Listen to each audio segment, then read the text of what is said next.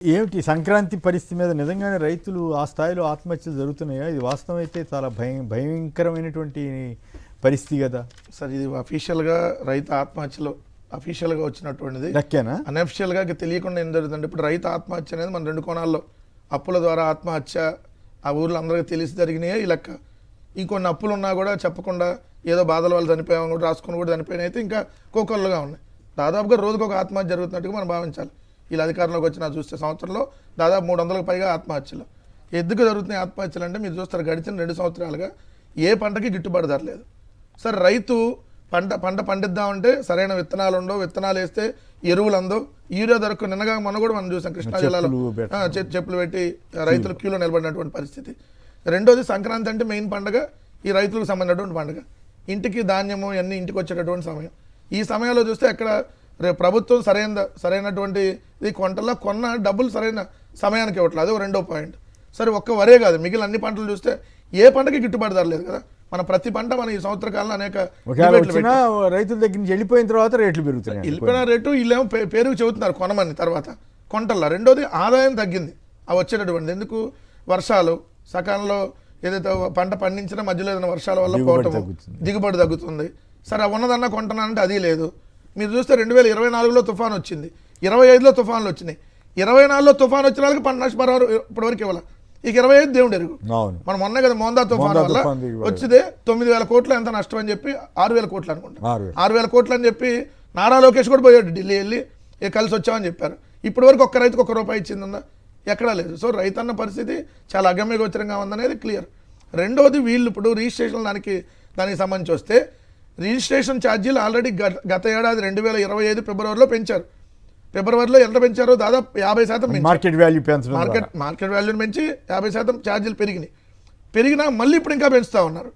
అది real estate అంతంత మాత్రంగా ఉందంటున్నారు. పెంచినా వీళ్ళకి ఆదాయం రావట్లా. ఎందుకు? రిజిస్ట్రేషన్లు తగ్గిపోయినాయి. అదే జగన్ గారు ఉన్నప్పుడు రిజిస్ట్రేషన్ ఛార్జీలు పెరగకపోయినా కూడా 10,000 కోట్ల సంవత్సరానికి ఆదాయం వచ్చేది. ఈ ఏడాది చూస్తే ఇప్పుడు వరకు 8,000 కోట్లు. రియల్ ఎస్టేట్ పడిపోయిందని విపరీత ప్రచారం చేశారు. ఇప్పుడేమో అప్పుడుతో పోలిస్తే ఇప్పుడు తక్కువ. ప్రచారం, వాళ్ళు చేసే ప్రచారంలో అసలు మామూలుగా ప్రపంచ స్థాయి ప్రచారం చేస్తారుగా. 30,000 మంది మహిళల నుంచి వాళ్ళు చేసే ప్రచారం మామూలు ప్రచారం కాదు. సో రిజిస్ట్రేషన్ ఛార్జీలే కాదు కొమ్మినేని గారు, ఇక్కడ చూస్తే కరెంట్ ఛార్జీలు గడిచిన ఏడాది అంటే ఈ 19 నెలల్లో వాళ్ళు పెంచింది 20,135 కోట్లు. 2024 అక్టోబర్ 25 6,072 కోట్లు, 2024 నవంబర్ 29 9,412 కోట్లు, 2025 సెప్టెంబర్ 27 1,863 కోట్లు. ప్రొవిజనల్ FPPCA ఛార్జీల కింద మొత్తంగా కలిపి 20,135 కోట్లు విద్యుత్ ఛార్జీలు పెంచారు. వీళ్ళు వచ్చిన తర్వాత మళ్ళీ ఇప్పుడు ఇంకా పెంచబోతారు. పెంచలేదు, మేము తగ్గించామని చెబుతుంటారు. 20,135 కోట్లు పెంచారు. ఇది కాకుండా 20,000 కోట్లు భారం వేయడంతో పాటు మళ్ళీ పెంచబోతా ఉన్నారు. 2 రిజిస్ట్రేషన్ ఛార్జీలు ఆల్రెడీ పెంచారు, మళ్ళీ పెంచబోతా ఉన్నారు. ఇంకోటి, కొత్త వాహనాలు కొనుగోలు చేస్తే దాని మీద రోడ్ సెస్ అని ఆల్రెడీ వేశారు, తాగునీటి పైన ట్యాక్స్ వేశారు. ఇన్ని రకాలుగా వేసి ఇప్పుడు ఇవన్నీ సరిపోదు అన్నట్టుగా ఆల్రెడీ జోతక రేట్లు అన్అఫీషియల్గా నడుస్తున్నాయి. అఫీషియల్గా ఆంధ్రప్రదేశ్కి లాటరీని తెస్తారంట. ఆంధ్రప్రదేశ్ లాటరీ ద్వారా 3,000 కోట్లు టార్గెట్ పెట్టారు. ఆన్లైన్ గేమింగ్ ద్వారా 1,400 కోట్లు వసూలు చేయాలని, మొత్తంగా మళ్ళీ 13,000 కోట్లు భారం. అంటే ఇవన్నీ చూస్తే దాదాపుగా 50 నుంచి 60,000 కోట్ల భారాలు ఇప్పటికే ప్రజలను ఎత్తినేశారు. 50,000 కోట్లు వీళ్ళు ప్రజలకు పంచింది లేదు, భారం వేసింది కనపడతా ఉంది. రెండోది, ఈనాడు చూస్తే వాళ్ళు రాశారు ఏదో ఆదాయం అంట గత ఏడాదితో పోలిస్తే పెరిగిందని రాశారు. ఎంత పెరిగింది అసలు? గత ఏడాదితో పోల్చినప్పుడు మీరు అప్పటికే తగ్గినట్టు కదా ఆదాయం. మీరు దాంట్లో క్లియర్గా చూస్తే కొమ్మినేని గారు, వాళ్ళు మన బడ్జెట్ 3,22,359 కోట్లు, దీంట్లో అప్పులు 1,04,382 కోట్లు తీసుకొస్తాం బడ్జెట్ ద్వారా అఫీషియల్గా పెట్టారు. మిగిలిన రెవెన్యూ వసూళ్లు ఎంత రావాలి? 2,17,976 కోట్లు రావాలి ఏడాది మొత్తానికి కలిపి. దాంట్లో పన్నేతర ఆదాయమే 19,000 కోట్లు కావాలి.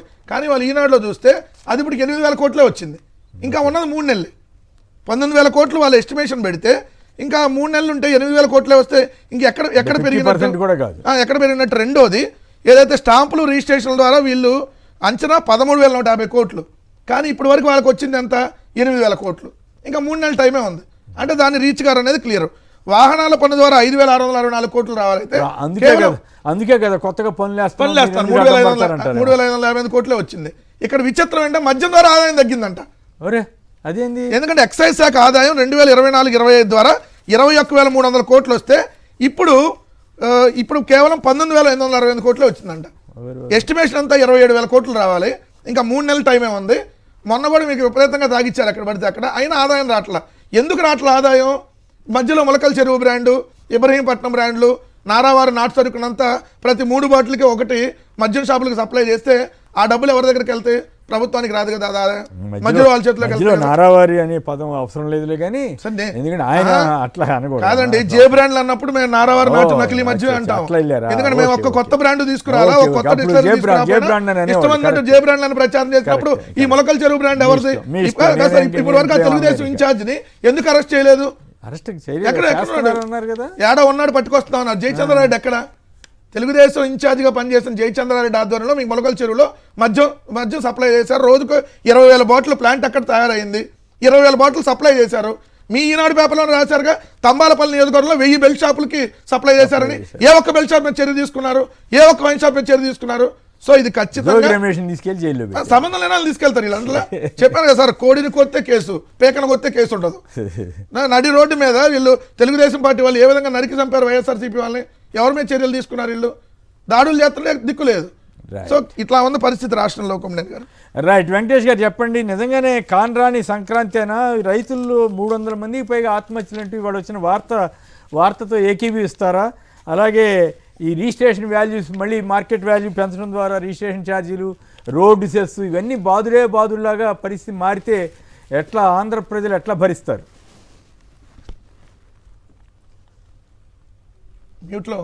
మ్యూట్లో ఉన్నారు వెంకటేష్ గారు. ఇవన్నీ బాబు గారు చెప్పినటువంటి సంపద సృష్టిలో భాగం అని చెప్పేసి మనం అనుకోవాలి సార్. అంతేనా? పాజిటివ్ గా కొత్త సంవత్సరం పాజిటివ్ గా ఆలోచించాలి. కాబట్టి గత ఫిబ్రవరి 1 తారీఖున 25 ఫిబ్రవరి 1 తారీఖున ఆల్రెడీ 20% వరకు హైక్ తీసుకున్నారు గవర్నమెంట్. అగైన్ మళ్ళీ వాళ్ళు అనుకున్నటువంటి టార్గెట్ రీచ్ కాలేదని చెప్పేసి మళ్ళీ వచ్చి సామాన్యుల యొక్క నడ్డి విరుస్తామని చెప్పేసి అంటే ఎందుకు ప్రభుత్వం ఈ తరహా ధోరణి అవలంబిస్తుందో అర్థం కానటువంటి ఒక విషయం. ఖచ్చితంగా ఇటువంటి ఈ నిధులకి వేటలో కానివ్వండి, లేదంటే ఈ రిజిస్ట్రేషన్కి సంబంధించినటువంటి వాల్యూస్ పెంపులు కానివ్వండి, ఇవన్నీ కూడా జనజీవనంలో ఉన్నటువంటి ఈ సామాన్యుల యొక్క నడ్డి విరుస్తాయి. ఇక రైతుల విషయానికి వస్తే సార్, ఆల్రెడీ మీరు ఏ పంట తీసుకున్నా ఆ పంటకు సంబంధించినటువంటి రైతులు ఈ రాష్ట్రంలో ఉన్నటువంటి రైతులందరూ కూడా రోడ్డెక్కినటువంటి ఒక పరిస్థితి. గతంలో ఏంటంటే మూకమ్ముడుగా ఎక్కేవాళ్ళు, ఈసారి ఏంటంటే టమాటా రైతులు సపరేట్గా, అరటి రైతులు సపరేట్గా, అలాగే వరి రైతులు సపరేట్గా ప్రతి ఒక్క పంటకి సంబంధించిన మేజర్ ప్యాడీస్ ఏవైతే ఉన్నాయో ఈ రాష్ట్రంలో ప్రతి రైతు కూడా రోడ్డెక్కి ధర్నాలు చేసినటువంటి పరిస్థితి. ఎరువులకి కానివ్వండి, విత్తనాలకి కానివ్వండి, ఈరోజు చెప్పులు లైన్లో పెట్టుకుని నిలబడేటువంటి ఒక అభివృద్ధి వైపు మనం నడుస్తున్నామని చెప్పేసి మనందరికీ కూడా కనిపిస్తున్నటువంటి ఒక వ్యవహారం. రైతు భరోసా కేంద్రాలు యొక్క మెయిన్ మోటివ్ ఏదైతే ఉందో దానిని పక్కదారి పట్టించి ఎరువులని బ్లాక్లో అమ్ముకునే బ్లాక్ మార్కెట్ గాళ్ల యొక్క జేబులు నింపడానికి ప్రభుత్వం తీసుకునేటువంటి ఈ కార్యక్రమాలు ఏవైతే ఉన్నాయో ఇవన్నీ కూడా రైతుల యొక్క ఈ పంటలు పండించేటువంటి ఒక వ్యవహారం కానివ్వండి, ఈ పంటలు పండించిన పంటల్ని అమ్ముకునే వ్యవహారం కానివ్వండి, వీటన్నిటిని కూడా నడ్డివేర్చింది ఈ ప్రభుత్వం. కాబట్టి ప్రతిపక్షంలో ఉన్నటువంటి ప్రతిపక్ష పార్టీకి సంబంధించినటువంటి జగన్మోహన్ రెడ్డి గారు పలుమార్లు రోడ్డు మీదకి వచ్చి వాళ్ళకి సానుభూతిగా ఆయన కూడా ధర్నాలు చేసినటువంటి ఒక పరిస్థితి, తద్వారా కాస్త ప్రభుత్వం నుంచి ముక్కు పిండి ప్రభుత్వం నుంచి వసూలు చేసినటువంటి పరిస్థితి. కొంతవరకు నష్టపరిహారాన్ని జగన్మోహన్ రెడ్డి గారు వెళ్ళిన మరుక్షణం అక్కడ నష్టపరిహారాన్ని ప్రభుత్వం ప్రకటించడం పలుమార్లు మేము పేపర్లో కానివ్వండి, సోషల్ మీడియాలో కానివ్వండి ప్రభుత్వం తరపు నుంచి ఇచ్చినటువంటి ఫండ్స్ని మేము చూసినటువంటి ఒక పరిస్థితి. కాబట్టి రైతులు ఈ ప్రభుత్వానికి పూర్తిగా ఈ ప్రభుత్వం మీద ఎదురు తిరుగుతున్నారు.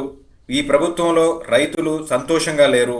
ఈ సంక్రాంతి ఏదైతే ఉందో గత పరిపాలనలో ఈ సంక్రాంతికి జగన్మోహన్ రెడ్డి గారు అనేక రకాల పథకాలకు సంబంధించి బటన్ నొక్కి ఫండ్స్ ఇచ్చినటువంటి ఒక పరిస్థితి సామాన్యులకి ముఖ్యంగా. ఇక్కడ ఎవరైతే అన్నదాత సుఖీభావ ఇస్తా ఉన్నారు కానీ ఎక్కడ ఒక 5,000 ఇచ్చి చేతులు దులుపుకున్నట్టున్నారు.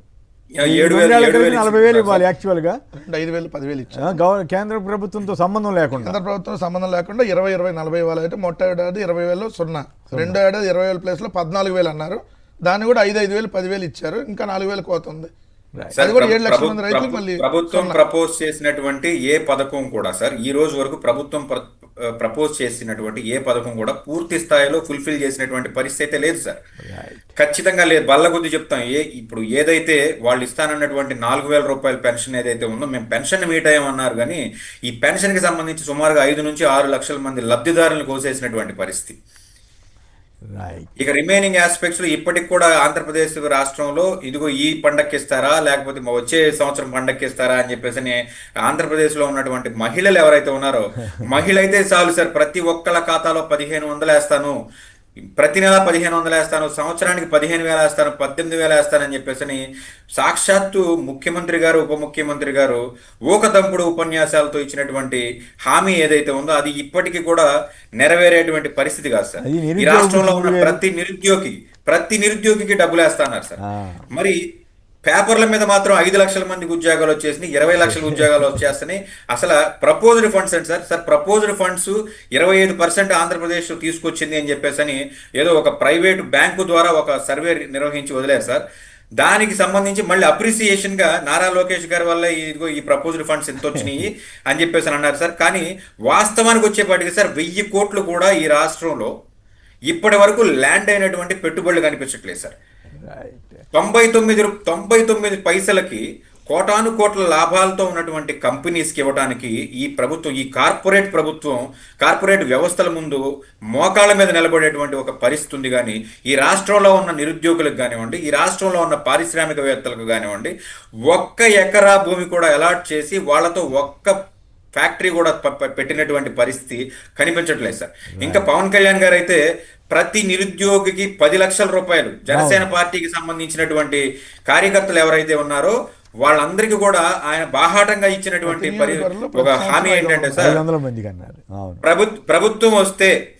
ప్రభుత్వం వస్తే కనీసం 100 మందికైనా సార్, 100 మందికైనా 10 లక్షల రూపాయలు ఇచ్చి ఒక ఎంఎస్ఎంఈ ద్వారా ఒక ఇన్స్టిట్యూషన్ పెట్టించి వాళ్ళకి నిరుద్యోగం నుంచి ఉద్యోగస్తులు అయ్యేటువంటి పరిస్థితి తీసుకొస్తున్నారు సార్. నా చేతులు లేదు, అంత సీఎం చూసుకోవాలని చెబుతారేమో.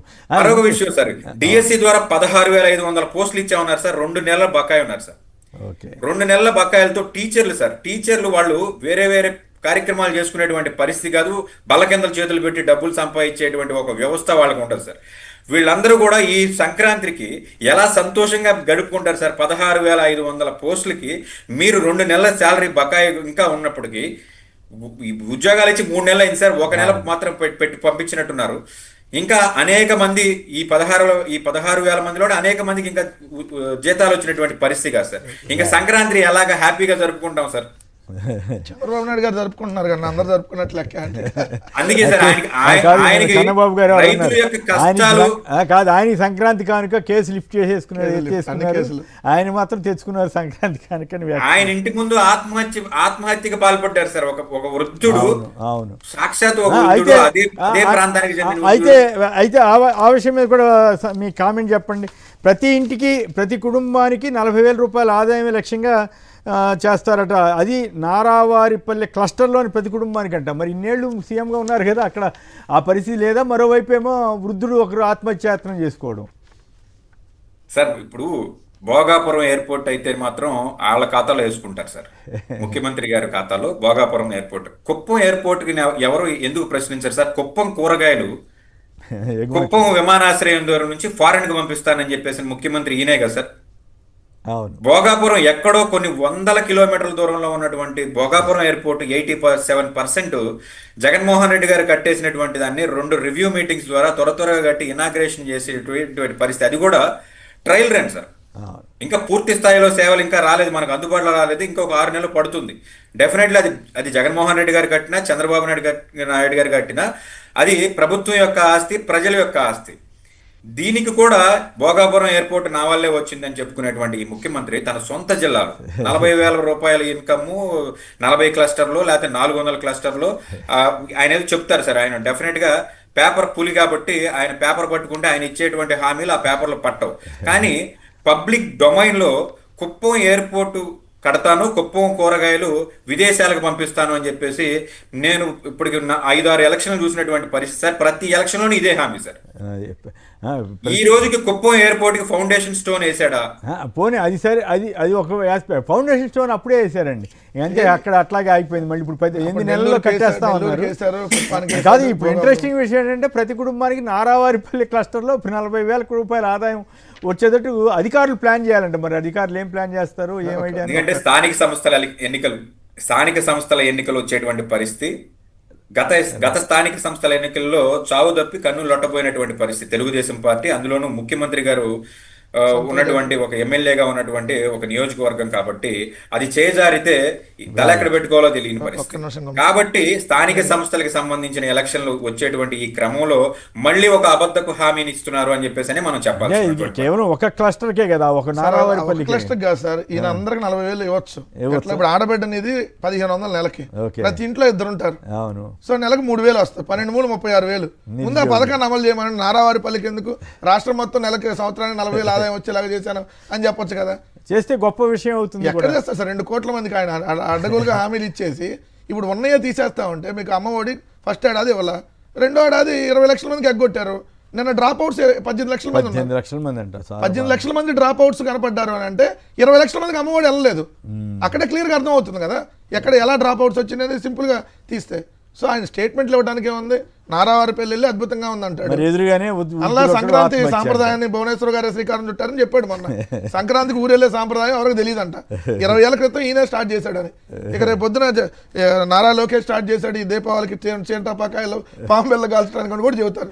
మనం ఏం చేస్తాం సార్, మన కర్మ వినాల్సిన పరిస్థితి. ఆయన ముఖ్యమంత్రి అయ్యాడు, మనం వినాల్సిన పరిస్థితి ఏర్పడింది. అంతకంటే ఏముంది ఇక్కడ, సింపుల్గా. రైట్. అంటే ఈ ఆదాయం వచ్చే తీరు మీద సార్ ఆదాయం వస్తుందని అన్నాడు. అక్కడ సంవత్సరం నుంచి తిరుగుతున్నాడు ఒక వృద్ధుడు. సంవత్సరం క్రితం చంద్రబాబు నాయుడు గారిని కలిశాడంట. ఇప్పటికీ సమస్యలు గల మళ్ళీ ఇప్పుడు వెళ్ళి కలవడానికి ప్రయత్నం అక్కడికి వెళ్ళట్లేదంట. మరి ఇప్పుడు ఈయనేమంటాడు, మేము పరదాలు లేదంటే బారికేడ్లు అని చెప్పాడు కదా మొన్నటి దాకా. మరి వృద్ధుడు ఇప్పుడు ఆత్మహత్య ఎట్లా చేసుకున్నాడు? మిమ్మల్ని కలవడానికి అక్కడ లేదనే కదా, అంటే అర్థంగా అన్ని మీరు పెట్టారనే కదా దానికి అర్థం. కలిస్తే హామీ ఇచ్చారట. ఏడాది కాదు సార్, ఆయన ఇప్పుడు 3 ఏళ్ళు అయినా కూడా అది అవ్వదు.